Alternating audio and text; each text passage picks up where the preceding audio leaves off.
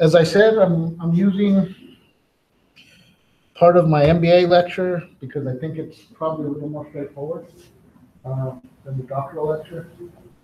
So I'm going to start off with some definitions on costs. Historical costs, the actual cost outlay when the product was purchased, basically used for tax purposes, SEC filings. Current costs, what it would be paid under prevailing market conditions, in other words, if I were to sell it. Replacement costs, the amount it takes to replace the productive capacity of using current technology. Oops. Accounting costs, the simple dollar costs and inputs, are basically what you see on the ledger. Opportunity costs, the thing we talked about the first day of class, right? The foregone value associated with current rather than next best use of an asset. So if I take accounting costs, right, and I add opportunity costs, I get what's important for this course, economic costs. Right? Later on, we're going to see that under perfect competition, right, economic costs are going to be total revenue minus economic costs. We're going to call that economic profit. Economic profit under perfect competition in the long run is going to be zero. That doesn't mean they're starving. That just means, right, they can't do better somewhere else. They can't do better working for somebody else or starting another business in a different line. Okay. Explicit costs, out-of-pocket expenditures, implicit costs, non-cash costs, and incremental costs, changes in the costs caused by a given managerial decision. This is just, I decide to open a new branch somewhere or go into another line. How much does that add to my costs? The profit contribution, profits before fixed charges. In other words, this is like, this is like our incremental costs, a profit contribution from a given portion of the business. How much does it add to our short-term operating profits?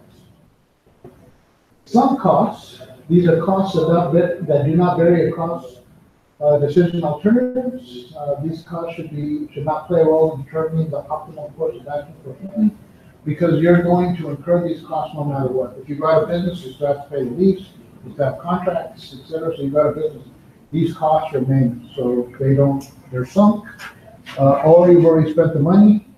There's no way to get it back. Should not play a role in your decision making. Our cost functions. The cost-output relationship, this is what we're going to be working with.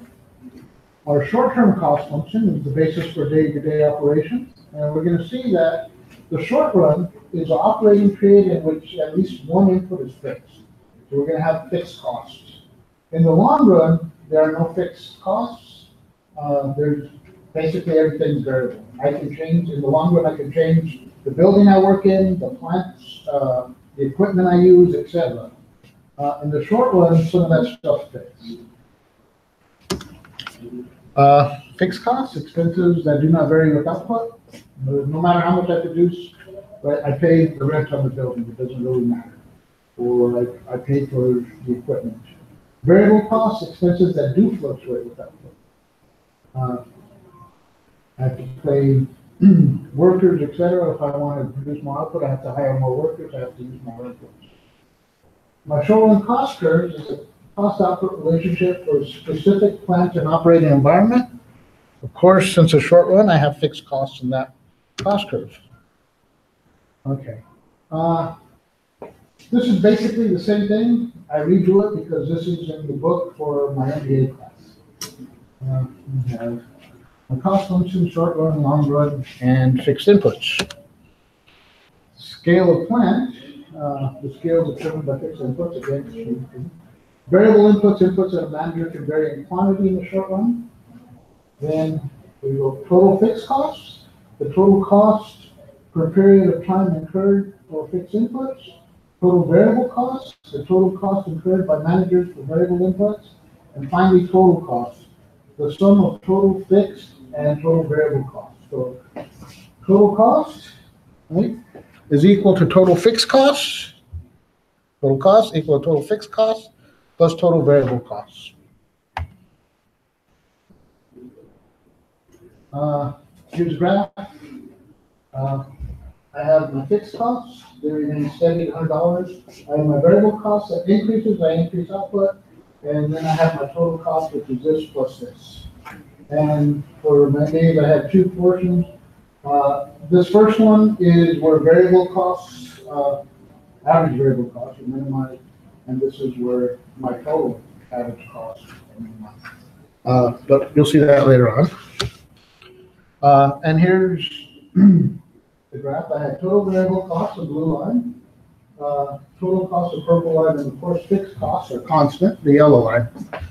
So the blue line, total costs, the blue line total variable costs, the yellow line, which is constant, total fixed costs, and then the purple line, total costs. Oops. So I take those, I take my total costs, and I want to take the average.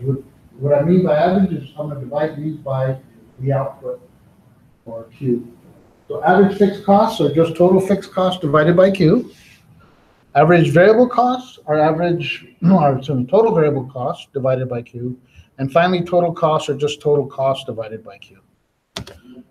Again, comes from their book.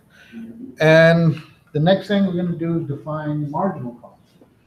As I told you before, I told them, what we do a lot in economics is we analyze stuff at the margin. That means the added input, how much does it add to whatever we're talking about? In this case, costs. How much does that last unit of output add to cost? That's marginal cost. Right? The incremental cost of producing an additional unit of output. Note the marginal cost is defined as the change in total cost over the change in Q for discrete changes in Q as foregone as continuous changes in Q. In other words, as I tell them, I can go from this big changes and I can take the derivative and get marginal cost that way if I have a function.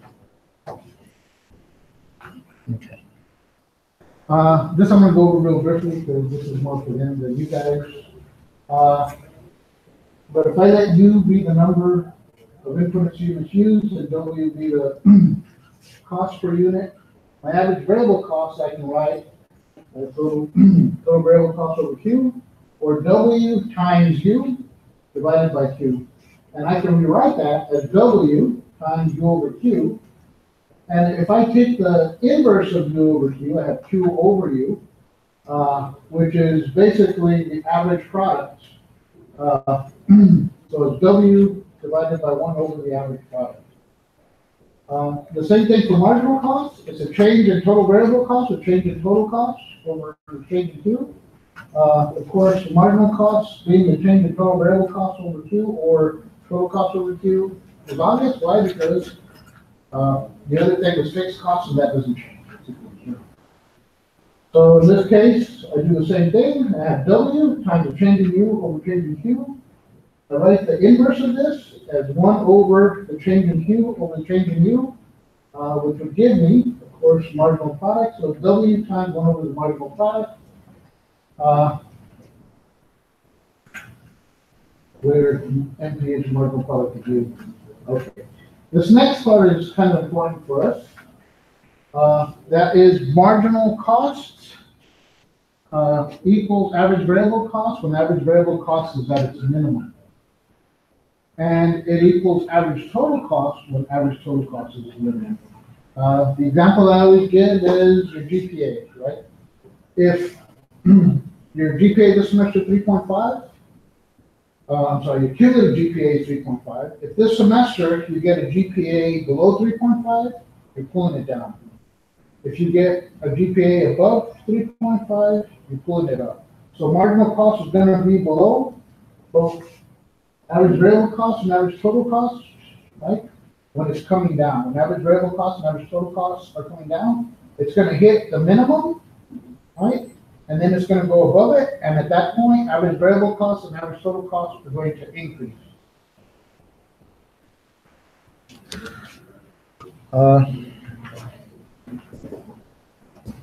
this is part of the reason I use pairs, because I have a better graph coming out. Can you guys see that? Still not. Okay.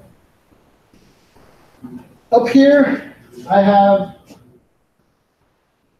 excuse me, I have total cost, I have total variable cost, right? And down here, what I have is I have marginal cost, I have average fixed cost, and notice average fixed cost decreases throughout. Why? Because I have the same number and I divide it by a bigger cube each time. So it's declining. And I have average variable cost, right, which is equal to marginal cost at its minimum. And I have total cost, which is the same. It's going to be equal to marginal cost at its minimum. I have a better graph coming up.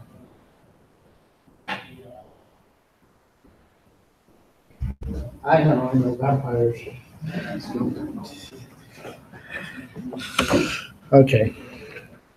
So here's an example. Suppose fixed cost is 100. Average variable cost is 50 minus 11Q plus Q squared. And average total cost is 100 divided by Q, which is fixed cost, plus variable cost, which is 50 minus 11Q plus Q squared. Now, if average variable cost is 50 minus 11Q plus Q squared, what's total variable cost?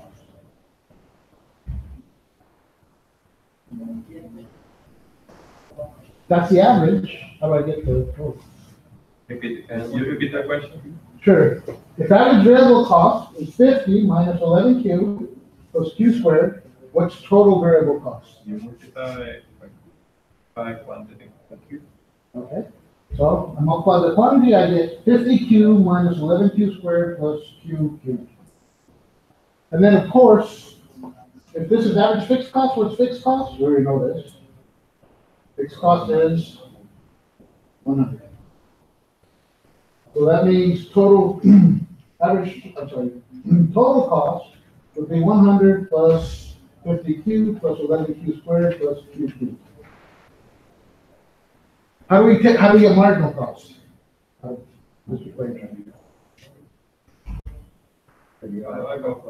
take that and I take it rid of respect to Q, and I get from 100 plus 50Q squared, so 50Q minus 11Q squared plus Q cubed. I take the derivative of that and I get 50 minus 11 times 2 is 22Q plus 3Q squared.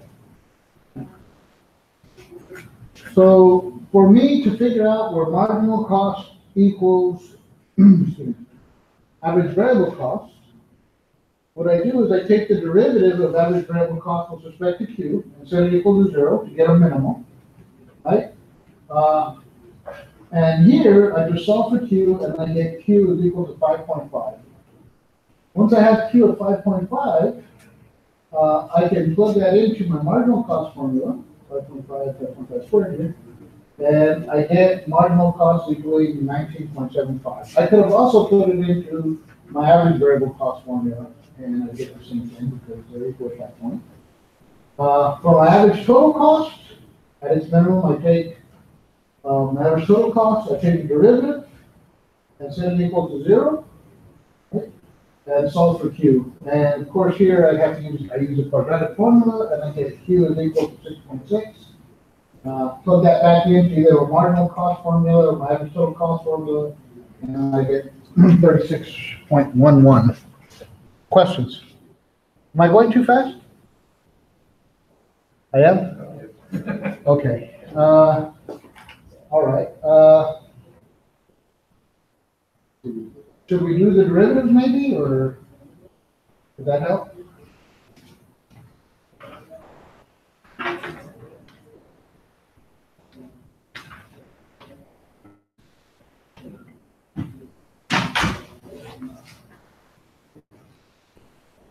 Okay. I have my average total cost, right? I multiply it by Q to get total cost.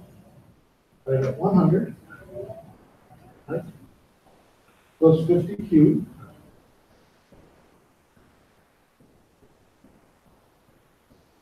is 11 squared plus Q cubed, right?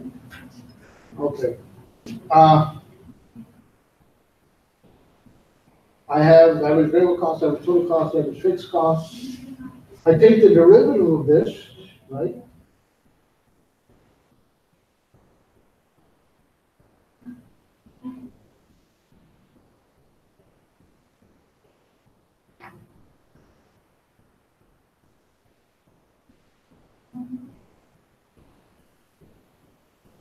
And I want to set this equal to 0. That's 50 plus 22 cubed plus 3 squared. 0. And oops. Basically, you just apply the quadratic formula, the old formula that we did probably in high school, maybe freshman year of college. To get to 6.6. And then once I get 6.6, all I have to do is plug it into marginal cost is equal to that. Plug it into our marginal cost formula. Right? I plug 6.6, 6.6, and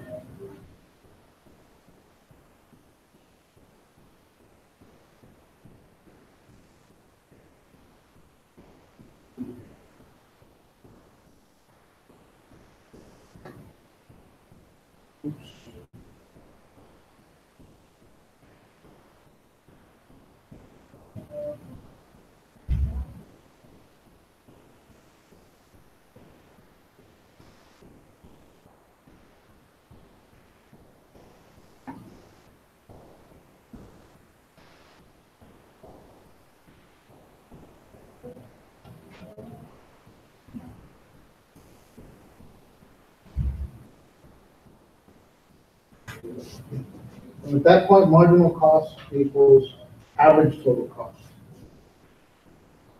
Okay.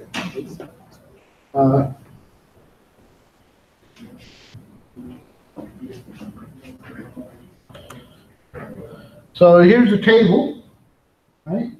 And notice here I have big changes, and over here is where I have the discrete changes, right? So here I have my average fixed costs, and you can see it's declining throughout because we're dividing 100 by a bigger number each time. I have my variable costs. I add up my average fixed costs and my average variable costs to get my average total.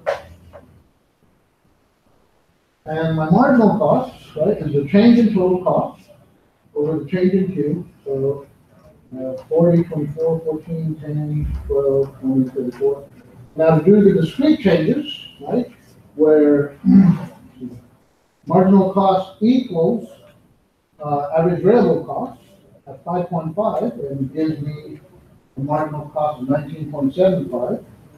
And for total costs, it intersects marginal cost at 6.64 and gives me an average total cost and an average marginal cost of 36.11. Questions?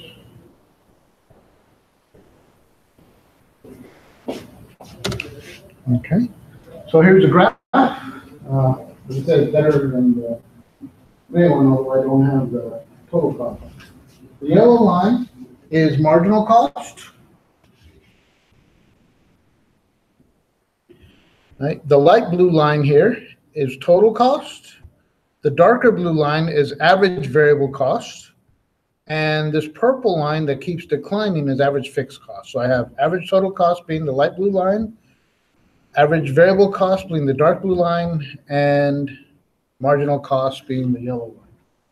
And notice that marginal cost intersects average variable cost at its minimum, and it intersects average total cost at its minimum. Questions?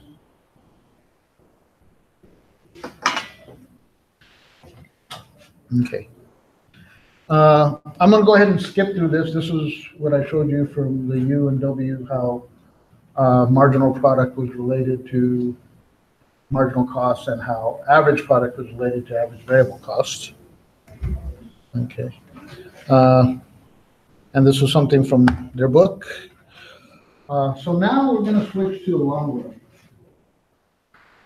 The long run, right, is a planning period with complete input flexibility. That means there are no fixed costs. I can change buildings, I can change equipment in the long run. Our long run cost function is the basis for long range planning, and our long run cost curve is the cost output relationship for the optimal plant in our present operating environment. So basically, the theory is I experiment with different plant sizes throughout my company's life, and then I find the best one, and that's where I stay. Okay, that's the optimal plant size, and that's going to give me the lowest costs of any other plant or equipment. So in the long run, there are no fixed costs, only variable costs. However, the long run variable cost function will incorporate different quantities of short run fixed costs. For instance, maybe there was a smaller plant that got rebuilt into a bigger plant. Both production processes will be captured in the long run variable cost curve. And of course, we know that's equal to the long run total cost curve. Again, this is from your book. I add the long run marginal cost function, the function representing how varying outputs affects the cost of producing the least unit, the last unit, if the manager has chosen the most efficient input bundle. And we're assuming he has. Okay. So minimizing my short run average cost curves represents the optimal, perhaps profit maximizing level given fixed costs. Our long run cost curve will give the optimal level without fixed costs. Right? We can think of the long run cost curve therefore as a collection of optimal points on the short run cost curve with different combinations of fixed costs. And then of course, the example of fixed costs are plant and equipment. So we can think of a bunch of short run cost curves. We have a yellow one, and then a blue one, and then a purple one. And of course, the purple one's the best because I can get lower costs off that purple one. And when they intersect, right, I can do better than that intersection point on the better cost curve. Right? So if I think about the average cost curves, with the long run average cost curve being tangent to the group of short run average cost curve. So long run average cost curve is basically an envelope of the short run average cost curve. In other words, it incorporates them all inside it. It looks something like this, where I have all my short run cost curves, all these darker blue lines, right? And then this lighter blue line is my long run average cost curve. Where do you think the short run average cost curve should intersect the long run average cost curve? I'm sorry? Tangent. It's tangent. It's tangency point. Good. Usually what I get is at the minimum point. And I do that because it's not a bad thing, because the communists stopped this for a long time. Until back in the 30s, once people started publishing economics books in greater quantity, basically for university classes, some guy tried to do it for his textbook. And he found that before we figured that the optimal point on all the short run average cost curves would be at their minimum, right? Which makes sense. But when he tried to draw it, it didn't work. And he figured out that it had to be tangent at a point other than its minimum, because if it was tangent at the, if it crossed the minimum, it wouldn't be tangent. So it had to be the tangency point, and it's only going to be tangent at one point, and that's at the very bottom of the long run average cost curve. That's your optimal short run average cost curve, gives you the minimum of your long run average cost curve. Questions? Okay. Capacity, the output level at which short run average costs are minimized. Minimal efficient scale, the output level at which long run costs are minimized. So the minimum efficient scale of a typical firm in the market will determine the market structure. If costs are minimized at high levels of output, there's likely to be little competition. If costs are minimized at low levels of output, there's going to be a lot of competition. We talked about monopoly in a while. If you have a minimum efficient scale that requires a high level of output, you have what's known as a natural monopoly. In other words, at that high level of output, there's one firm that'll have lower costs than everybody else because they're producing more than everybody else. And that one firm can drive everybody else out the market, hence natural monopoly. Okay, this is basically what we think of a long-run average cost curve. Economies of scale, decreasing, usually in the long run. Average cost equivalent to this increasing output per unit of input. In other words, each unit of combined input results in more output than the unit before it did. Right? In the graphs below is what economists believe a typical cost reduction function looks like. They start with increasing returns to scale and decreasing returns to scale. Right where increasing returns turns into decreasing returns, you have that inflection point or constant returns. Can you guys see that?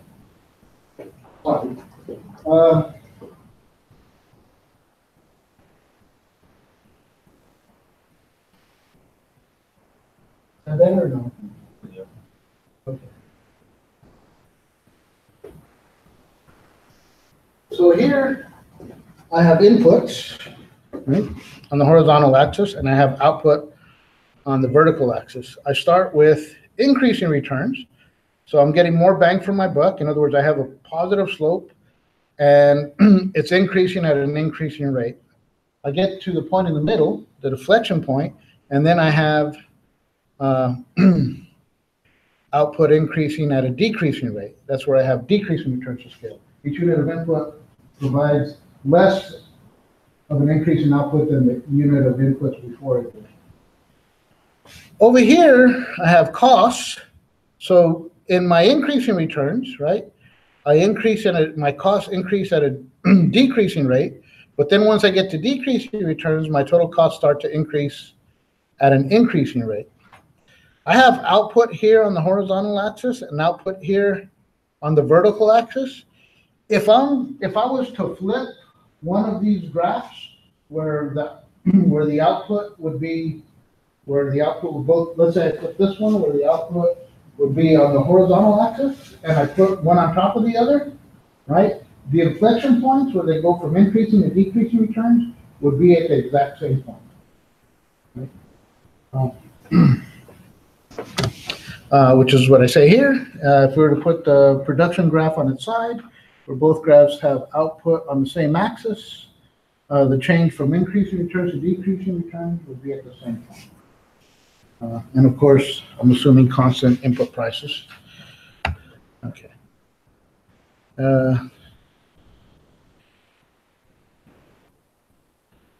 Okay.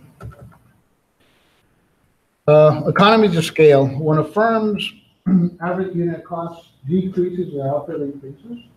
And there's some examples in their book. They're really not something that we use. And of course, this economies of scale is when the average unit cost increases, output increases. They had a graph where the long-run average cost curve for a Texas nursing home, right? As the more patient days they have in the thousands, the average cost per patient decreases.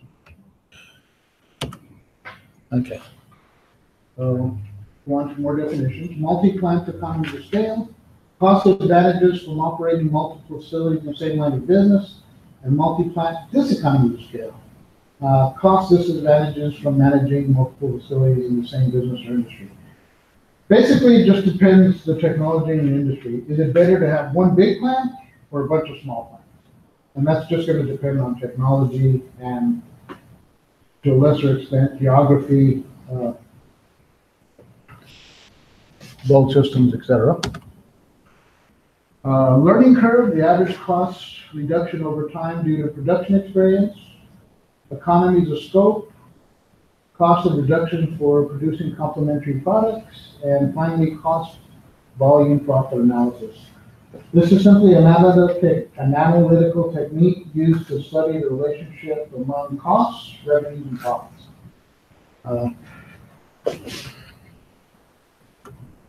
Okay. So that's it for the lecture from 65-67. Oops.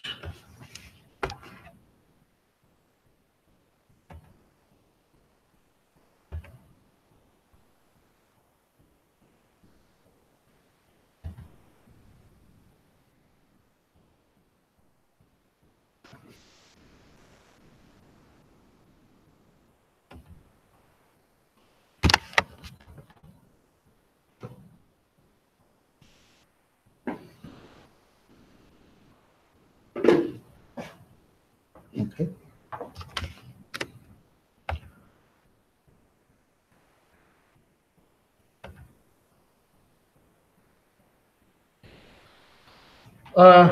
Now, that happens as soon as I plug in the power cord.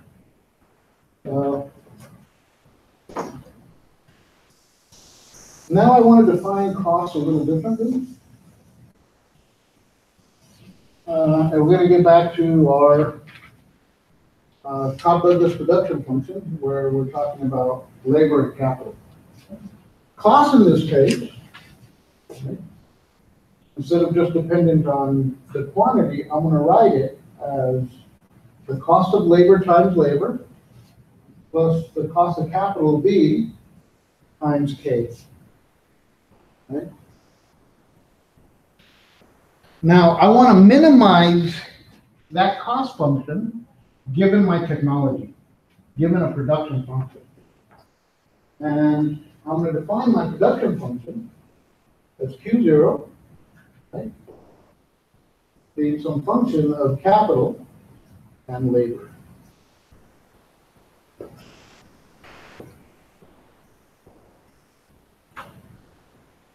So we do what we did the last couple times, right? When I want to find a constrained constraint optimization. What we were doing before, right, was finding a maximum. Here we're finding a constrained minimum, right? We want to minimize our cost function given the constraint of our production function.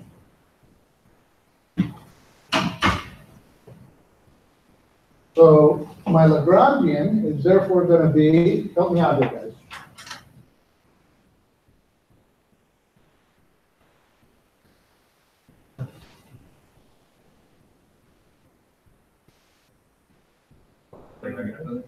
Lagrangian, how do I write it out? Entonces, WR más V de país más VK. Lambda.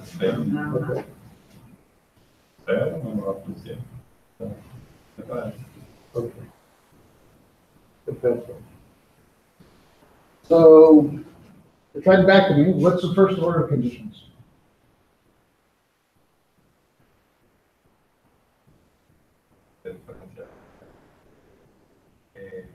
¿Cuál es la pregunta? First order, sí, las condiciones de primer orden. Con respecto a L, con K y con A. Okay. El derivado parcial, respecto a L, K y a lambda. So I have my Lagrangian, right? The partial of my Lagrangian with respect to L, and that gives me W minus lambda f of L, where f of L is the marginal product of labor, or the derivative of my production function with respect to L. The second first order condition is the Lagrangian, or the partial Lagrangian with respect to capital, and that is equal to V minus lambda f of K, where f of K is a partial of my production function with respect to K, otherwise known as the marginal product of capital. I set those equal to 0, and then I take the partial of my Lagrangian with respect to lambda, and that gives me Q0 minus my production function, and I set that equal to 0 as well.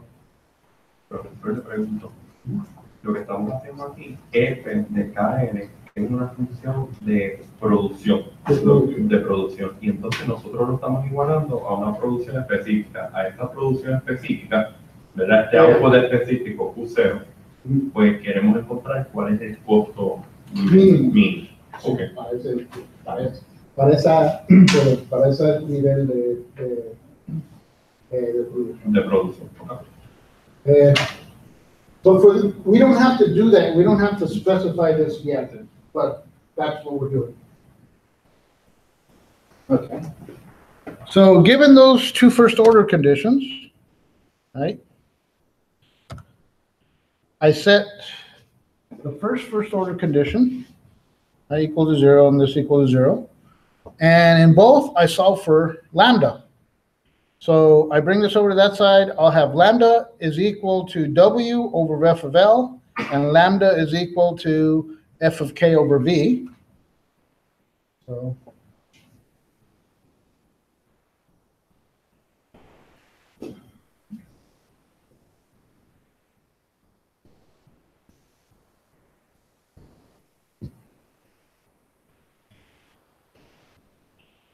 okay. So I have lambda is equal W over F L is equal to B over F of K.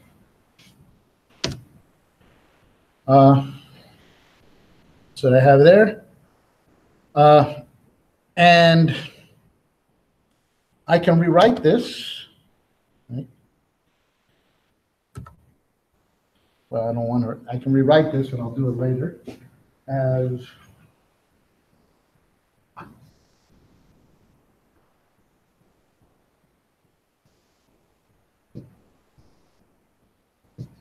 W over V equals F of L over F of K. Now, given that line, right? This line right here, if I put K, capital, on the vertical axis and labor on L on the horizontal axis, I can go ahead and write out that line. All I have to do is solve for K. So K will be equal to C divided by V over W times L divided by V. And of course, I can rewrite that slightly differently. K, which is going to be the intercept of that line, is equal to C over V minus W over V times L.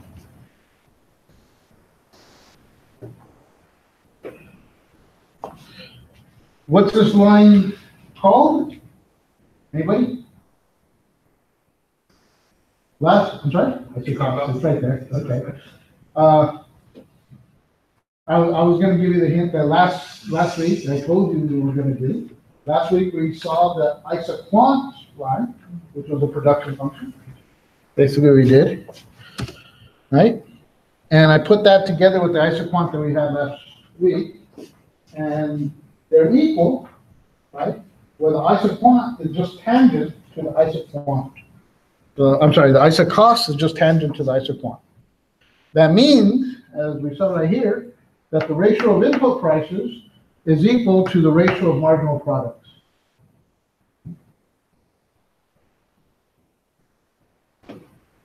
So the slope of the isocost is W over V. Of course, the intercept here, right? C over V, total cost over the price of capital. That's if I spend all my money on capital, right? That's where I'll be. And of course, if I spend all my money on labor, I'd be down here with L over W. Okay. Questions? Okay. So cost minimization occurs at a point of tangency. And if I do it with different production, different levels of production, right, I get what's known as an expansion path. Okay. And Next, I want to cover something known as Shepard's lemma. And this is just something, if I take the total costs, I take its partial derivative with respect to the cost of capital. It's the same thing as taking capital, or the partial capital, with respect to the cost of capital. And that basically gives me K at the optimal level of production. And I do the same thing with the cost of labor, the total cost over the partial total cost with respect to W is going to equal the partial of labor with respect to W, and that gives me just labor at the optimal point. Okay.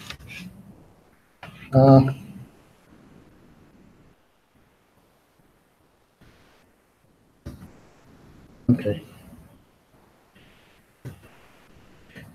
We talked about ISO costs last week, or we hadn't quite touched on them? You had a number? Okay, well, I'll go back to it, that's fine, in case we haven't. Okay.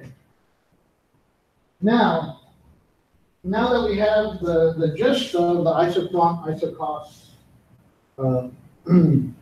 relationship, I want to define total revenue as P times Q.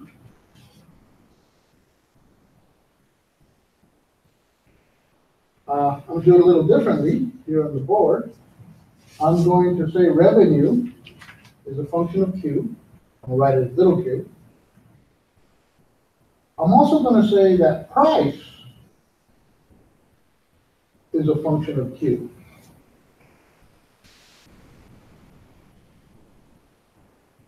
So if I do that, and I have total revenue, and we like to analyze stuff at the margin, right? What would it be called if I analyze total revenue at the margin?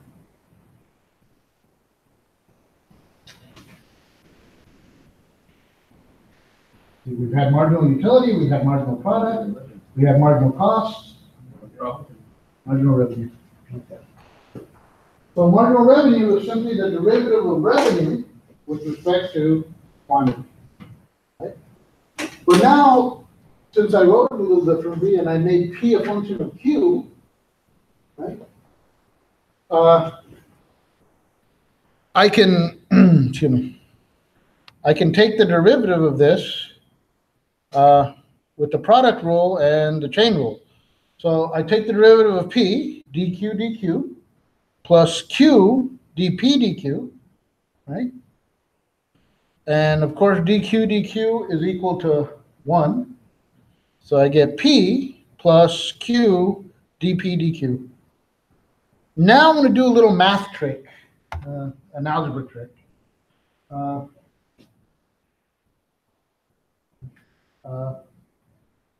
The first thing, before I get to the algebra trick, I'd like to define profits as total revenue minus total costs.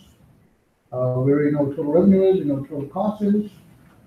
So if I want to maximize profits, right, I take its derivative, in this case its partial derivative with respect to Q, and I get the taken the derivative of R with respect to Q minus the derivative of C with respect to Q. Okay. This we recognize as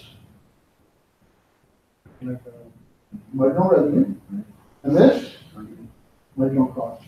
So if I have to set that equal to 0, that means that the profit maximizing component, marginal revenue equals marginal cost. And of course, to ensure it's a maximum, I have to take its second derivative. And for tests and stuff, I won't ask you to do this just because it's not that important and it's really time consuming to take a second derivative usually. Well, depending on how complicated the function is, sometimes it's easy. But anyway, the second derivative has to be negative to ensure it's a maximum. And we want to maximize profits. Now, getting back to that math trick I was telling you about, we saw a while ago that marginal revenue is equal to P plus Q, dP dQ. I'm going to write that as P plus P over P, which is equal to 1, plus Q dP dQ. So here I'm gonna have P times Q over P times dP dQ. I take the P outside, I get P1 plus Q over P dP dQ. Does this look familiar to you guys?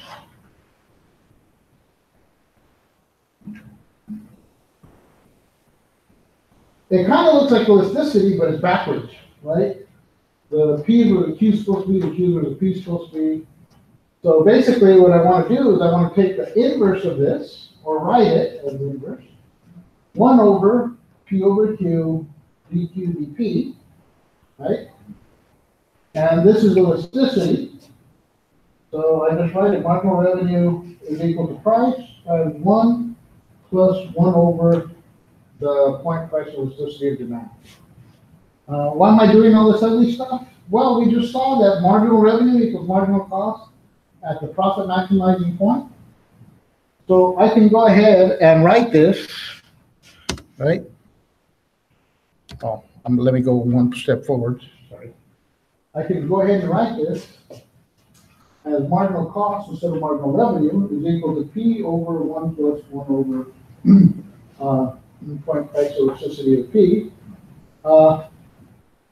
And I will write this as P minus marginal cost over price is equal to negative 1 over the point price elasticity of demand. This is known as the markup over marginal cost. And what this tells us is the more inelastic the demand for your product is, right? The higher your price can be above marginal cost.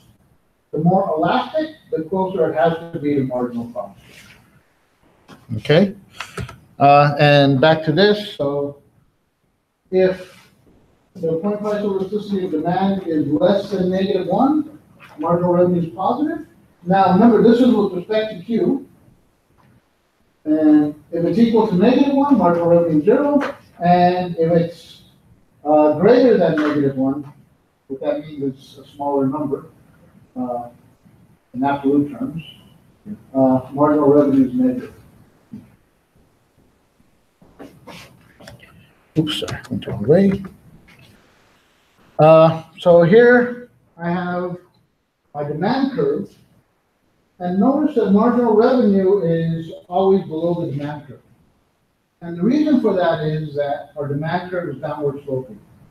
If our demand curve is downward sloping, that means the added revenue I get from a change in price or a change in quantity, right, is going to be less than it was before.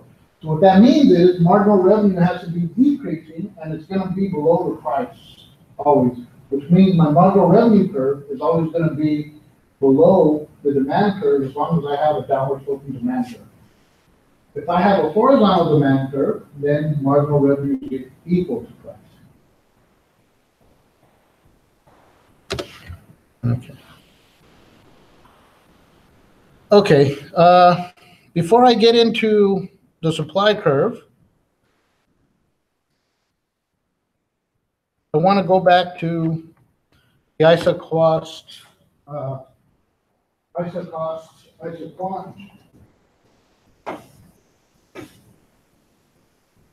story or relationship.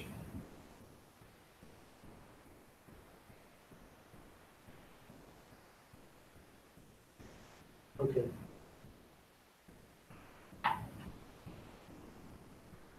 So when we did our theory of the consumer, right, we had an indifference curve that looks a lot like our isoquant, and we had a budget line that looks a lot like our isocost, right?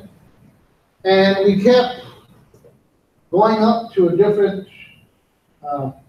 indifference curve until we found a point that was just tangent.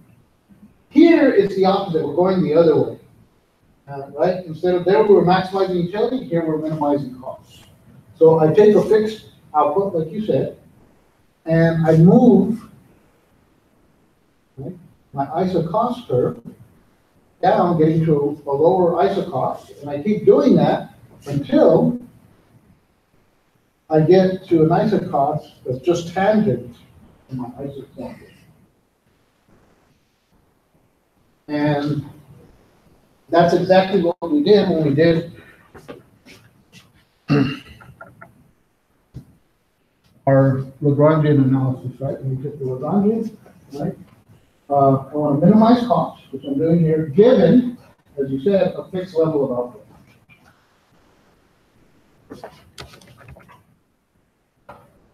Okay. Questions?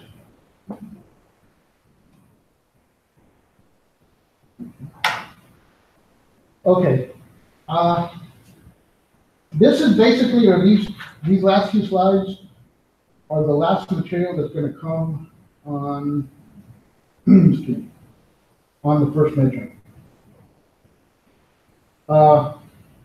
Next week, what I'm going to do, because I haven't done it much in this part of the course, is I'm going to go through examples, or mathematical examples of how to solve these things that we've done kind of conceptually. It's going to be more math-based, or it's going to be like more theory? It's going to be more problem-based. Remember, the first day of class, I never know how to answer the question when they ask me if the class is going to be theoretical, because the type of, because yeah, it's going to be more problem. I'm going to try to make it more quantitative than I have in the past. But I've tried that before and I've usually failed. But I'll do my best to make it quantitative. And I'll try to keep the math to a minimum. Okay. Hacer más cuantitativo y mantener la matemática al mínimo. Dijiste hacerlo más cuantitativo y mantener la matemática al mínimo. Más cualitativo y menos cuantitativo. Y lo vas a hacer más. I'm trying to make it more qualitative and less quantitative. I'll try. No entiendes qué te digo. In other words, I'm going to do my best to make it to leave the math at a minimum. You want more math? Okay. That's the thing. I don't think your colleagues want more math. I know she does. She's good at math. But I'm not sure everybody's good at math.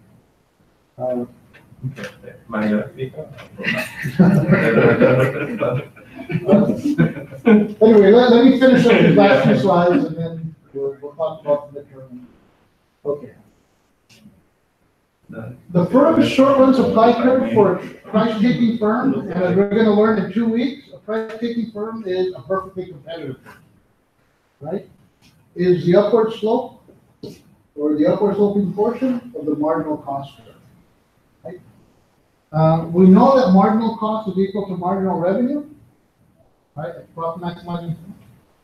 I told you that in general, the marginal revenue curve is below the demand curve as long as it's downward sloping. But for a price-taking firm, its demand curve is going to be perfectly elastic. What that means is it's going to be horizontal. That means price is equal to marginal revenue. So basically, at every price along this upward sloping portion, right? At this price, they're willing to produce this much. At a higher price, they're willing to produce that much. In other words, the upward sloping portion of the marginal cost curve becomes the supply curve. Does that make sense to everybody? Me estás mirando con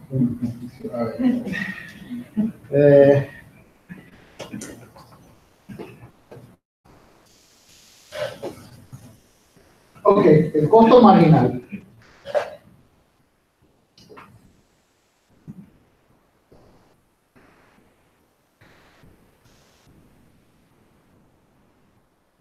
Entonces, para una firma en computación perfecta, la demanda se ve así. Precio igual a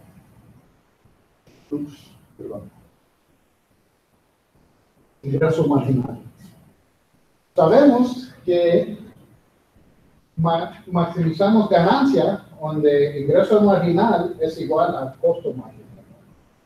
Entonces, para yo maximizar ganancia, la necesito ser igual, ¿no? Entonces, a otro precio, ¿Cómo se llama?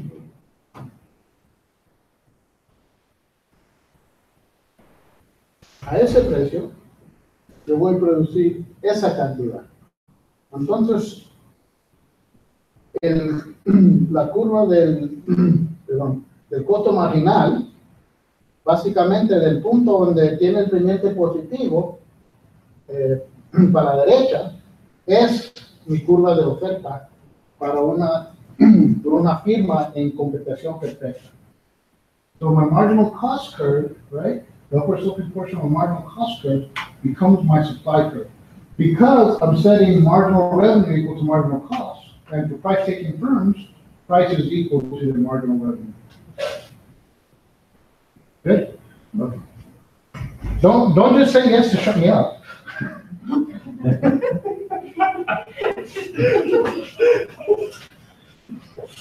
Okay. Okay. So we'll go on. Our profit functions have some properties that I want to talk about. I know. Para resumir esta, Mhm. es como que si tengo un precio, si uno recibe un precio, ¿verdad? El mercado tiene un precio, sí, ese precio, pues yo voy a seguir produciendo unidades siempre y cuando mi costo sea menor que ese precio. Sí, hasta el último. Hasta el último Que es igual. Exacto. Exacto. Y así, eso es igual a tu ingreso marginal. Ese ingreso, que en este caso es el precio también, cuando el ingreso marginal es igual al costo marginal. Yo produzo hasta ese punto. So the functions of our profit function, right? First of all, they're homogeneous in prices, both input and output. What that means is I can write it as my total revenue minus total cost. I can write my total revenue as P times my production function, right? So I mean, that function is the function, my production function is a function of capital and labor in this case, minus my cost function, which again is a function of capital and labor. So I can rewrite my profit functions as such. So therefore, what that means is, right, it's homogeneous in prices, both input and output prices. I can change this one when I have my input and output prices, or I'm sorry, I can write it in terms of my output prices or in terms of my input prices. Profit functions are non-decreasing in output prices. If you're paying me more for my product, everything else being the same, my profits increase. So if I get to charge more for my output, my profits go up. If my input prices go up, again, everything else being the same, my profits come down. Sorry, I was going to that. And finally, this should be convex. That should be an X, not a Y. Profit functions are convex in output prices.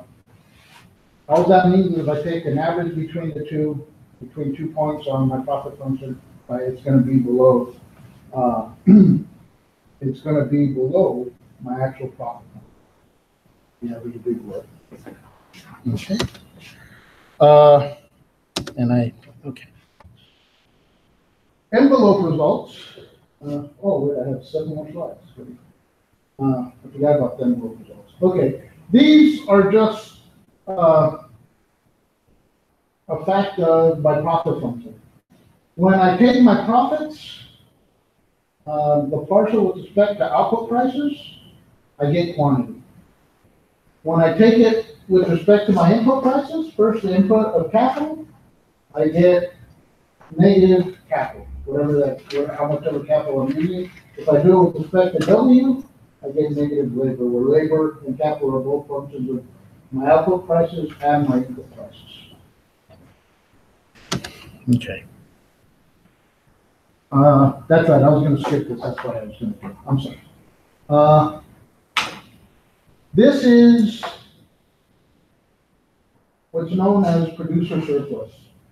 Producer surplus is the difference, right, between what I'm willing to produce and what I get paid to produce.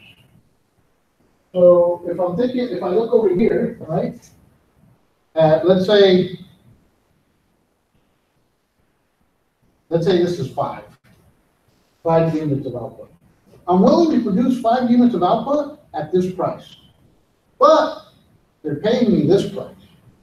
The difference is consumer surplus. The difference between the reservation price I'm willing to sell at and the price I actually sell at. If I do that for every point along my supply curve and subtract that from the price, that area, that whole area,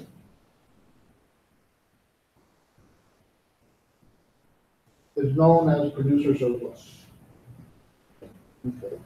That's area here. And of course, I can do this by taking the integral, right, of this, rectangle and subtracting off the line underneath my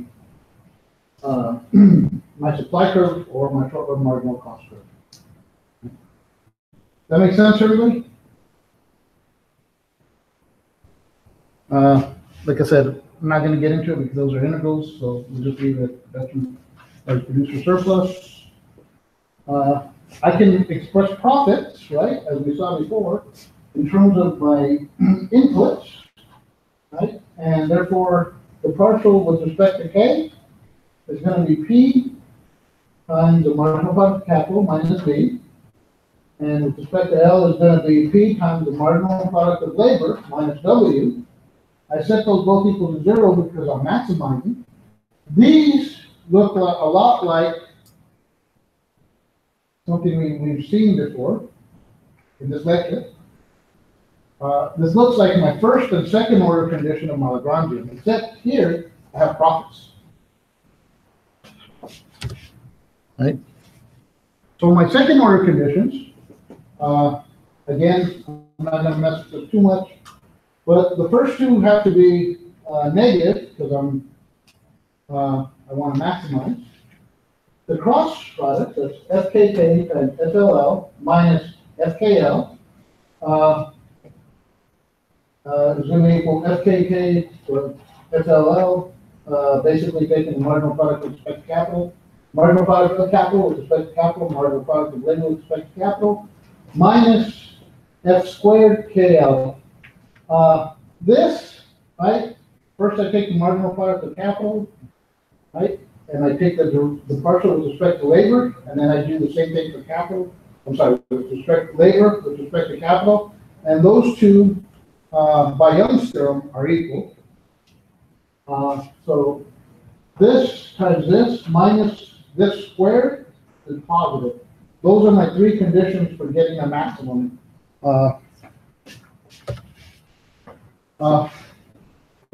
This function here, when I write it in terms of input prices, and the reason I need to do that more complicated stuff is because I no longer just have two. Now I have two inputs, right? I have capital and I have labor, and that's why I have to do the ugly stuff. Okay. Marginal revenue product.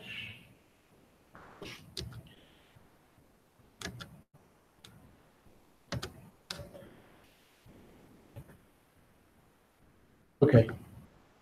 Let me do a marginal revenue product and I'll skip the substitution and output effect. Marginal revenue product is always going to be equal to marginal product times marginal revenue. That's the definition of marginal revenue product.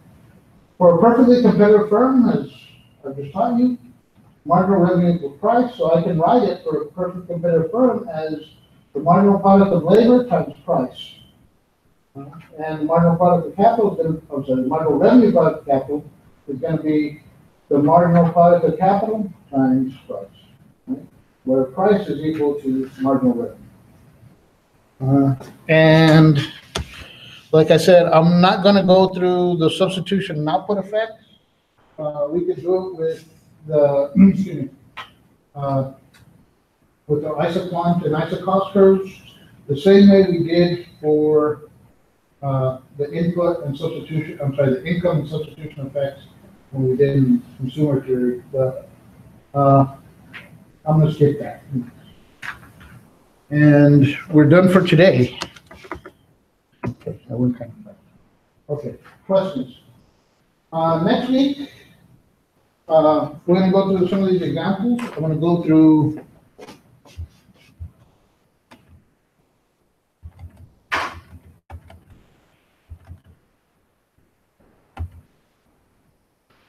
more of these examples, right? We'll show how this is equal to profit, maximizing profits, with respect to the output prices and not just input prices, they're the same, and how they relate back to, my Lagrangian and minimizing my costs with respect to my given production.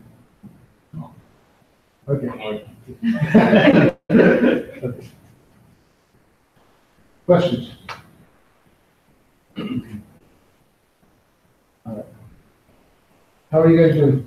Are you guys understanding this stuff? You just haven't studied it.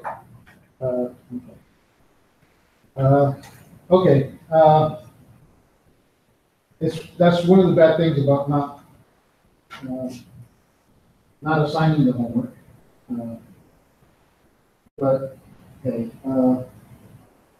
you should go through the first homework and start on the second homework. Do those things. And remember, we have this in, wait a minute, was it 2 weeks or 3 weeks? No, I can't remember. 3 weeks, right? 3 weeks. So we'll have the exam on the 24th. Okay.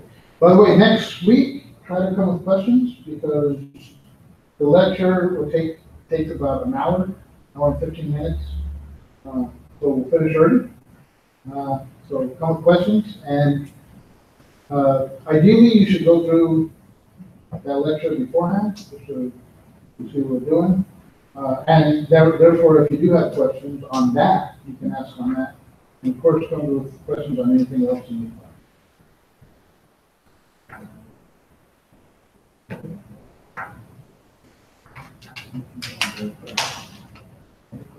All right. Have a good week. I'll see you next Wednesday.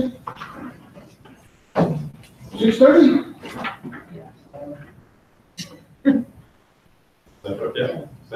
Well, no, it's up to you guys. Remember, initially we're at 7.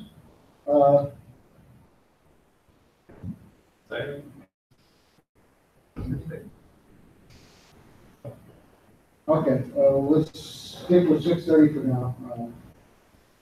And we'll see how it goes. ¿Tú preferías a las 7? Yeah, pero ya a las 6:30, ¿Tú prefieres las 6:30 porque necesitas llegar hasta?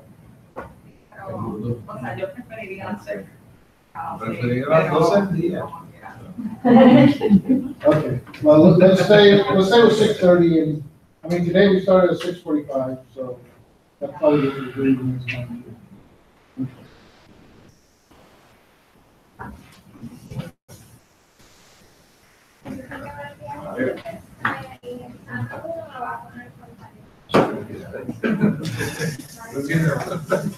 Empezaba bien ahí, cuando